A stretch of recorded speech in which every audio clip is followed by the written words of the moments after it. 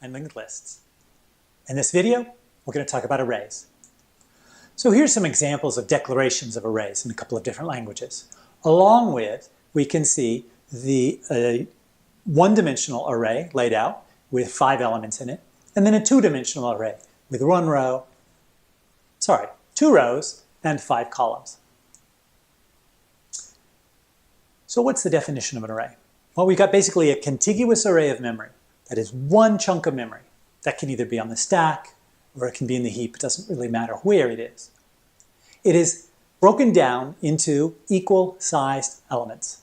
And each of those elements are indexed by contiguous integers. All 3 of these things are important for defining an array. Here, in this particular example, we have an array whose indices are from 1 to 7. In many languages, the same indices for this particular array would be from 0 to 6. So that would be 0-based indexing. But 1-based indexing is also possible in some languages, and other languages allow you to actually specify what the initial index is. What's so special about arrays? Well, the key point about indexing is also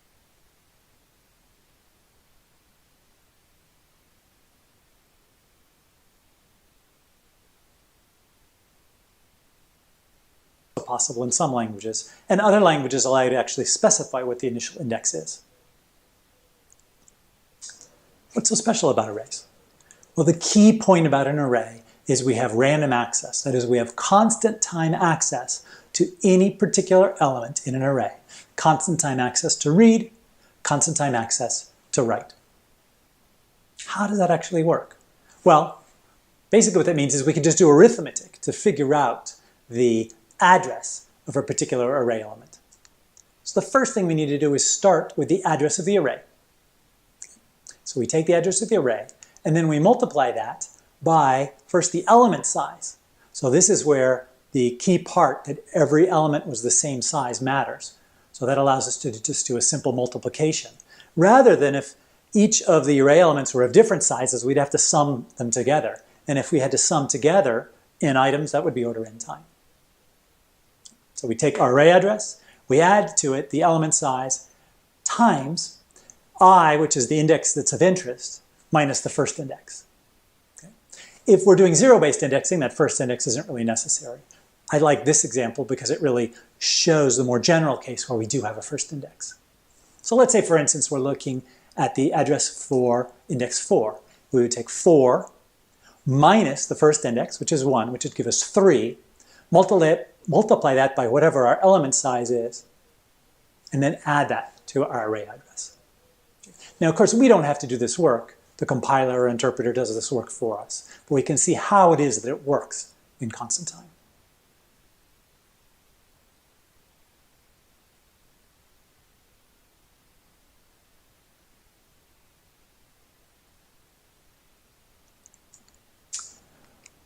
Many languages also support multidimensional arrays.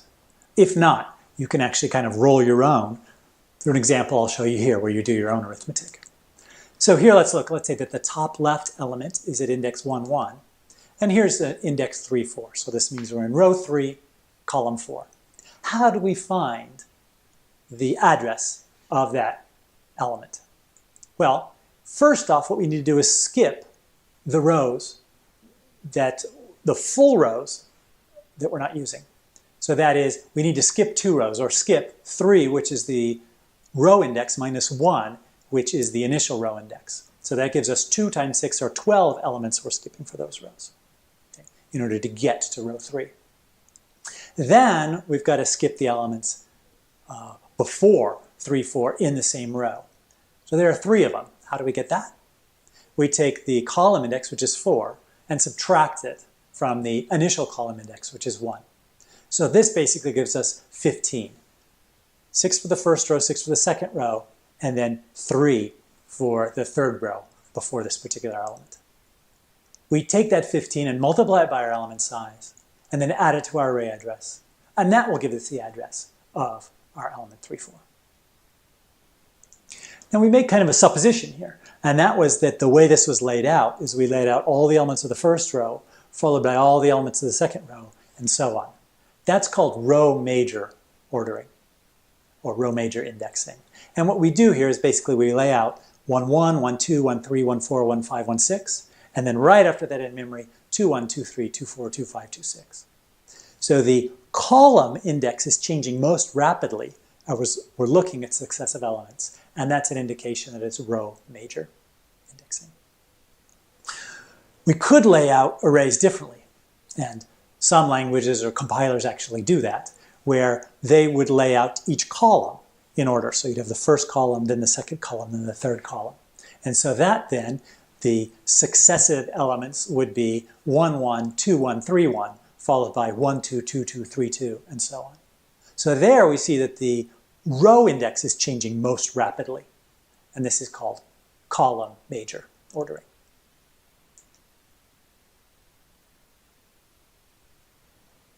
How long does it take to perform operations? We already said to read any element is order 1, and to write any element is order 1. That is a standard feature of arrays.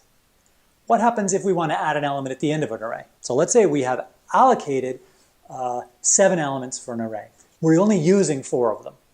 Okay, so we have kept track that we're using 4, and we want to add a 5th element. And again, there's room for 7. Then all we need to do is just add it. So, and then update the number of elements that are in use. That's an order 1 operation. If we want to remove the last element as well, that's an order 1 operation because we just update the number of elements that are in use. And so that's an order 1 operation. Where it gets to be expensive is if we want to, for instance, remove the first element. So we remove the 5 here, and what we've got to do then, we don't want to have holes left in it, so we need to move the 8 down, move the 3 down, move the 12 down. That's an order n operation. Same thing would happen if we wanted to insert at the beginning. So we would need to move the 12, move the 3, and move the 8 to make space for our new element. So that also would be order n. And if we want to add or remove somewhere in the middle, again, that's order n operation. If we want to add exactly in the middle, we have to move in over 2 items, which is order n. Same thing for removal. So arrays are great if you want to add or remove at the end, but it's expensive if you want to add or remove in the middle or at the beginning. However, remember our huge advantage for arrays is that we have this constant time access to elements to either read or write them. In summary then, array consists of a contiguous area of memory, because if it were non-contiguous, then we couldn't just do this simple arithmetic to figure out where we're going. We have to have equal size elements, again, so our arithmetic works, and indexed by contiguous integers, again, so our arithmetic works. We have constant time access to any element, constant time to add or remove at the end, and linear time to add and remove at any arbitrary location. In our next video, we're going to talk about linked lists.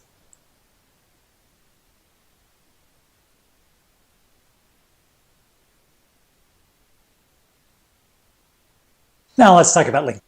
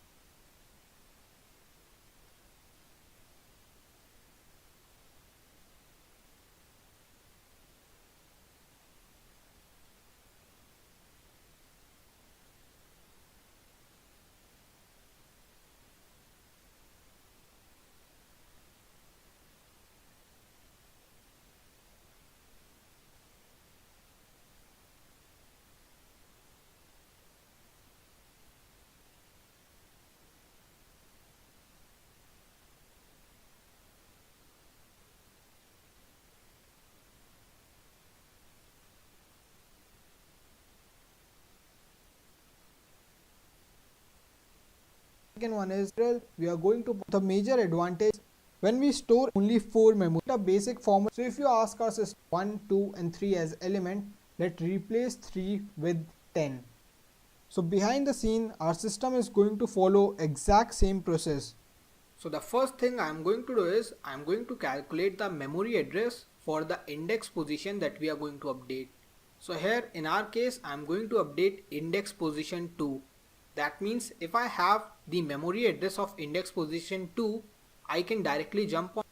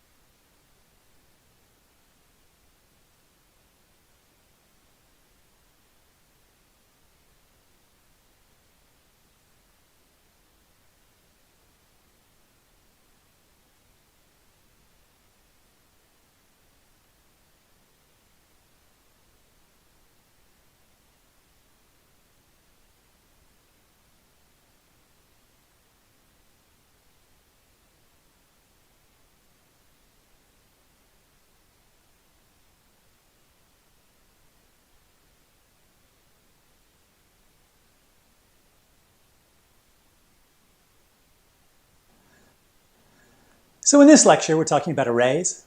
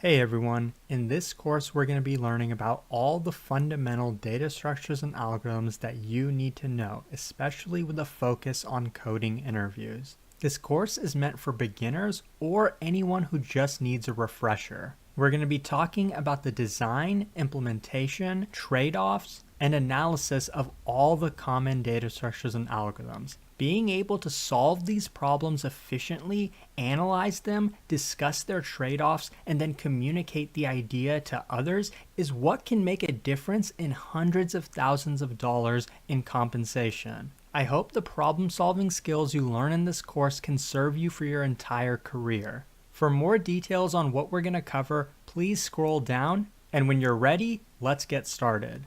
Hey everyone, in this course we're going to be learning about all the fundamental data structures and algorithms that you need to know, especially with a focus on coding interviews. This course is meant for beginners.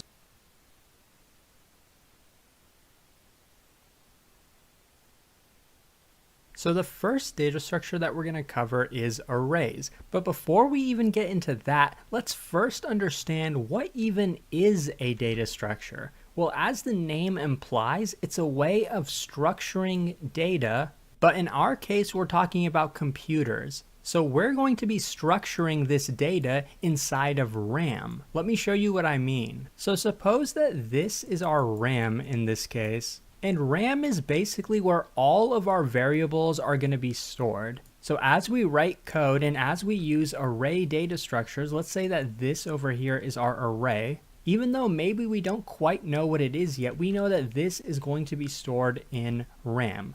Let's say we have a 1, a 3, and a 5 in our array. So this is the information that we're trying to store. Now, how are we going to store it in RAM? Well, first of all, RAM is measured in bytes. It's common for many computers to have, let's say, 8 gigabytes of RAM. What do we mean by gigabyte? Well, giga in this case means about 10 to the power of 9, so let's say that's about a billion. But the more important question is, what exactly is a byte? Well, a byte is nothing more than 8 bits. So the next question is, what exactly is a bit? A bit can be thought of as a position that can store a digit. But the restriction on the digit is that it can either be a 0 or a 1. You might already be familiar with this. Zeros and ones are the language of computers. And as you can already see, individual bits can form multiple bits, which can form bytes, which can form RAM, and RAM can be used to store advanced data structures.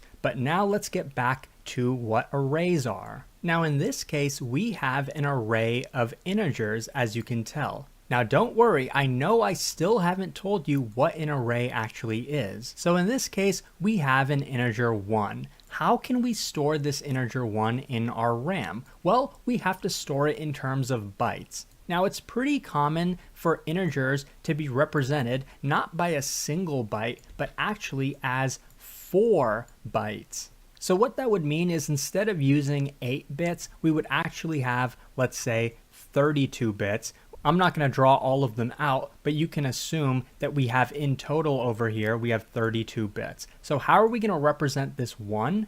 Well, we're going to talk about this a little more in depth later in the course, but for now, I'll just tell you that it's going to be 31 zeros, and then all the way at the end, we're going to have a single 1. So what's important here is that we have a way to take this 1, represent it in terms of bytes, and then we're allowed to put that into RAM. Now, while RAM can be thought of as a contiguous block of data, it also has 2 components to it. Of course, we're going to be storing values in our RAM, but every value is going to be stored at a distinct location, which we call an address. Now, I've put a $sign in front of every address just to kind of distinguish that between the values that we're going to be storing. But what you can see here is that the first address is 0. Now, as we store an array in RAM, we don't always get to choose what location it's going to be at. But one thing about arrays is that they're always going to be contiguous. What that means is here we're going to be storing the 1,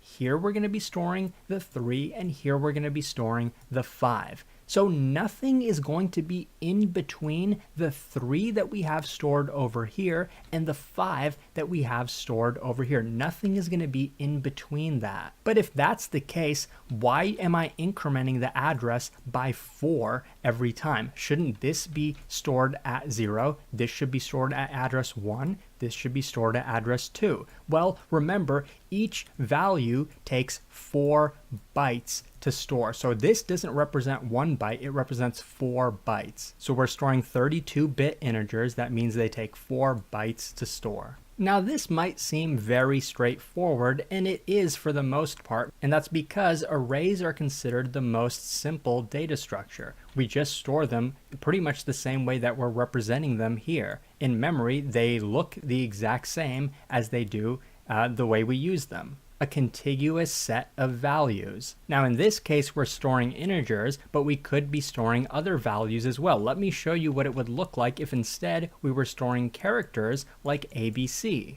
Characters are stored pretty much exactly the same, contiguously as we would expect. But you notice the address is a bit different. In this case we're incrementing by 1 as we add a new character. That's because each character actually only takes 1 byte to store in memory, not 4 bytes. At least that's the typical case if we're storing ASCII characters, which isn't super important to know. What I'm getting at though is we can store values contiguously regardless of how big or small they are, as long as we increment our address by the size of the value. So this was definitely a lot of theory to understand, but don't worry, this course is mostly going to focus on practical knowledge. But at least we learned a bit about what memory is and how arrays can be stored in memory. Now it's time to understand how arrays can be used and what exactly are its properties and trade-offs up next. Now let's discuss the properties of arrays, but first to review, we know that an array is a contiguous block of data. We know it's stored the same way in RAM. It's stored as a contiguous block of data. Now with any data structure, the 2 most common operations are reading to the data or writing to the data. We're going to first handle the simple case, which is reading the data. Let's suppose we want to read the first element of our array. Well, as a programmer, we have an array. Let's say we allocated it by calling it myArray. So this is a variable that we have.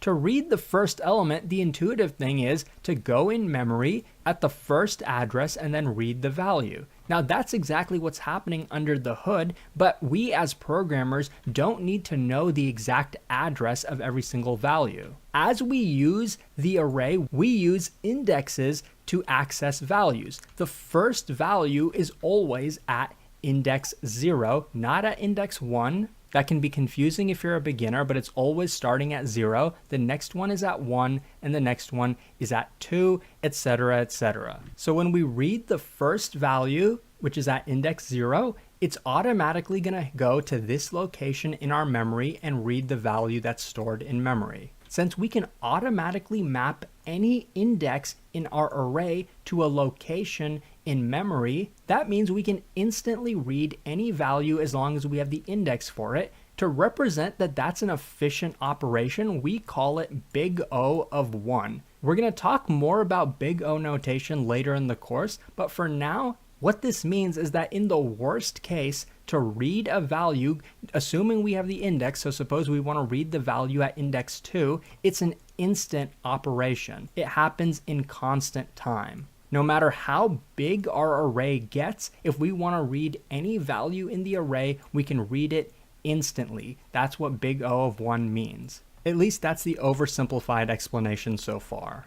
The fact that we can go to any arbitrary address in our RAM and then read the value at that address is a property of RAM. It's actually in the name itself. Random access memory is what RAM stands for.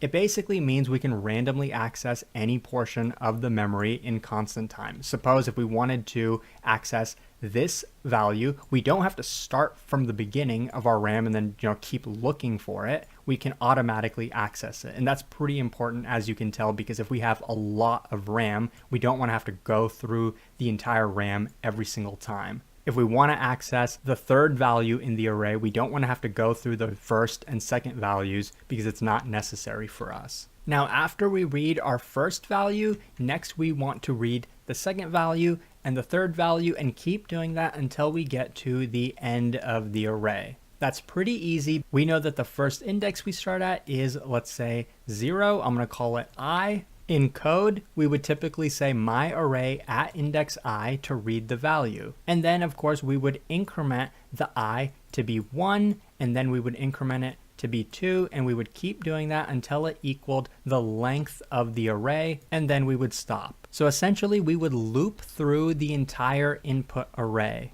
In most languages, you can do so with a for loop or a while loop. Now, while this might seem really simple, the ideas that we're talking about now are going to be the building blocks for very advanced algorithms we talk about later in the course. So we talked about reading from an array. Now it's time to talk about writing to an array, which is going to bring us to an important properties of arrays, which is that they're of fixed size. In this case, we declared an array of 3 values. It's fixed size. Suppose we want to add a 4th value to it, let's say a 7. Well, taking a look at our model of memory, so the simple thing to do would just be add a 7 in memory, but we have to make sure it's contiguous.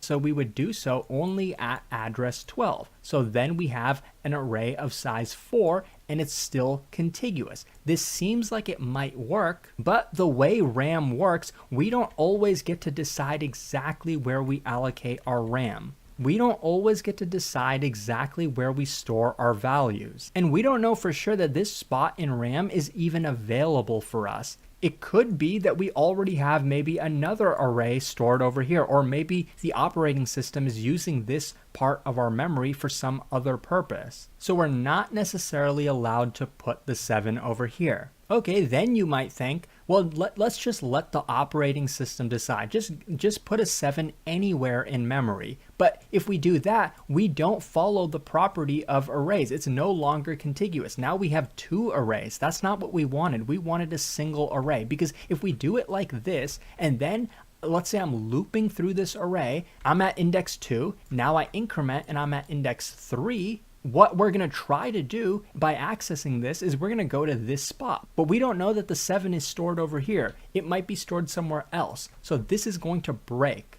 Basically, we've come across the biggest limitation of arrays, at least for static arrays, which is what we've talked about so far. Static arrays basically mean that they're fixed size arrays. So before we continue to discuss the limitations of static arrays, I do want to mention, if you're used to a programming language like Python or JavaScript, you might have never come across this limitation because those languages don't really offer static arrays. You never have to worry about running out of space when you're using an array. And that's because those languages usually offer dynamic arrays as the default, which we're going to discuss later on. So suppose we allocated an array of size 3. Initially it's empty, but there has to be something stored here. And usually by default, languages will initialize it to be all 0, or sometimes they won't initialize it at all. And sometimes there can just be some random values here, like just some random arbitrary values that we didn't even put there. So initially we have some space. Let's say we start adding values to it. We add a 5, that puts a 5 in memory. We add a 6, that puts a 6 in memory. We add a 7,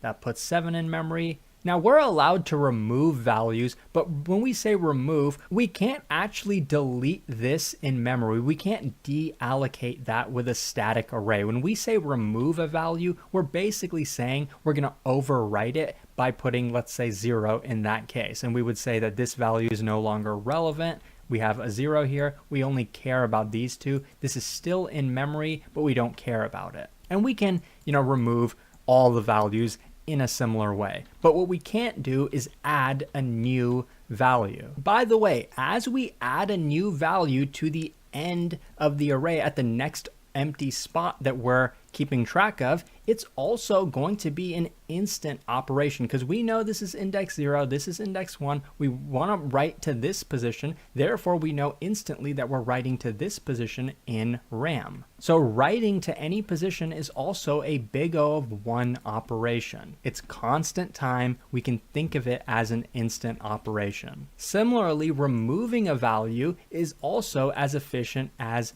big O of 1. It's a constant time operation because what we're really doing is just going to that position in memory and Xing it out.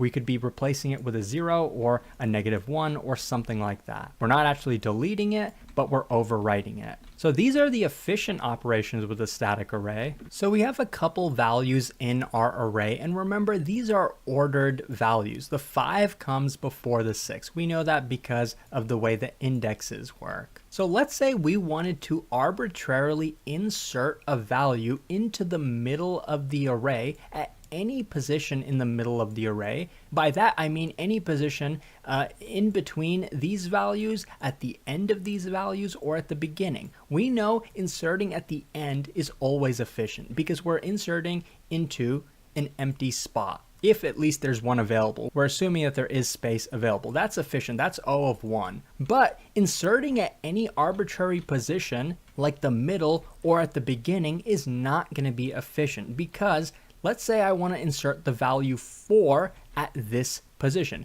Now, it's easy enough to overwrite the value with a 4, but then we have a 4 and a 6. What we actually want is to have 4, 5, 6. We could put the 4 over here because that's efficient. It's O of 1 and there is space there, but that doesn't achieve 4, 5, 6.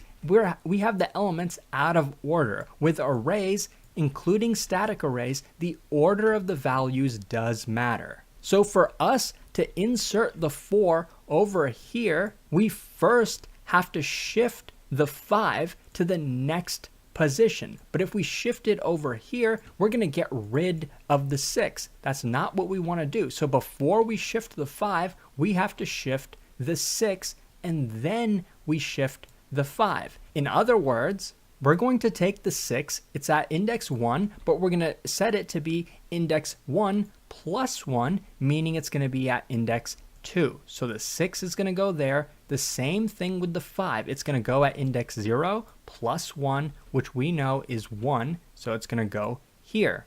Only after we've performed this shifting are we allowed to put the 4 over here. There's space for it now, and we preserved the order of the values. The downside of this is we couldn't do it in a single operation. We had to move every value in the array. In this case, we only had 2 values in the array. But imagine if we had a really long array and it was all filled with some values, and we wanted to insert a value at the beginning, then we'd have to take all of these, shift them, and then we could insert the new value. This is not very efficient. That's what I'm getting at. We call this a big O of n operation. N in this case refers to a variable, and in this problem, n refers to the number of elements in the array. We can call that the length of the array. Length meaning the actual values we have, not the size of the array, but the the number of values. And I've been using big O, but what it actually means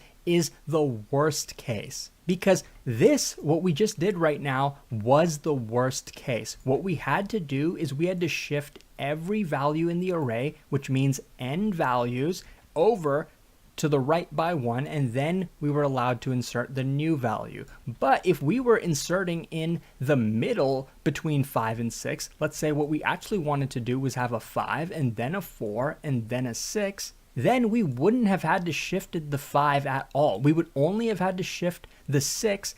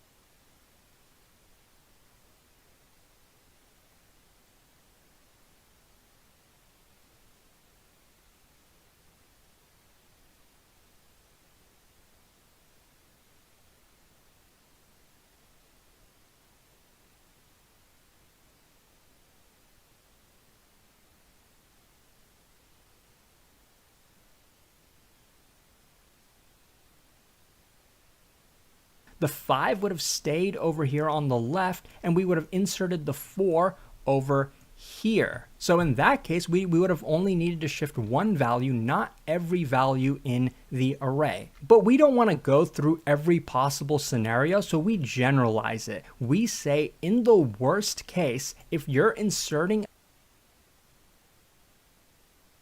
a value in the middle of the array at any arbitrary position, in the worst case, we might have to shift every value. We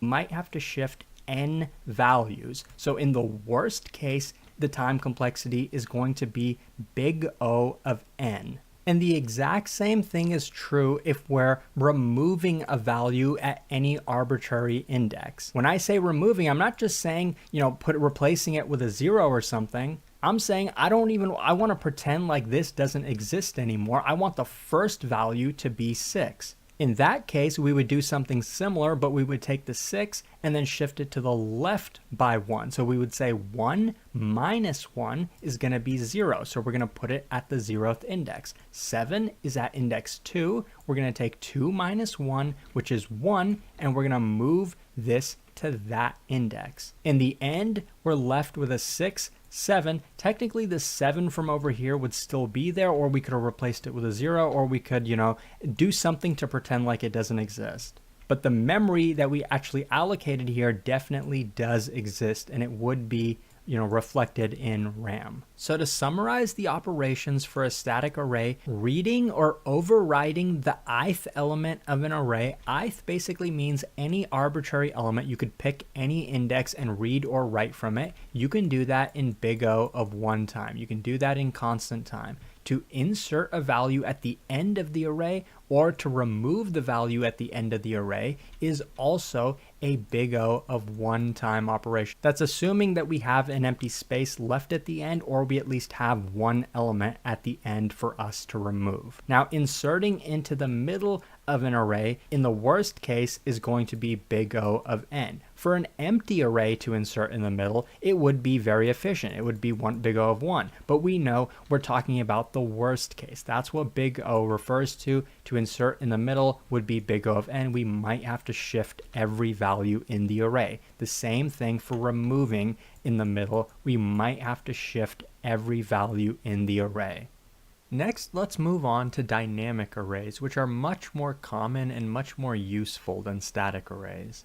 You've probably already used a dynamic array, you just might not have known it. In Python and JavaScript, dynamic arrays are the default. In Java, you can use an array list, or in C++, you can use a vector. So let's remember that the problem we're trying to solve here is the fixed size problem. Our static array is a fixed size, but what if we have an array that is dynamic in this case? Now, when we were creating static arrays, we usually have to specify the size. So when we were using static arrays before of size 3, we specified that it was size 3 when we created that array. But in this case, let's say this is a dynamic array and we created a dynamic array, but we didn't initialize any of the values. And with dynamic arrays, you don't necessarily have to specify the size. If you don't specify the size, usually it'll initialize it to some default size. For example, in Java, I think usually the default size of an array list is 10, but that number could be arbitrary and it's not necessarily important. Let's say we initialized a default empty dynamic array. Let's just say it got initialized to size 3 in this case. While the size is 3, the length of the array is actually 0 in this case. We have nothing added to it yet, so we say the length is 0.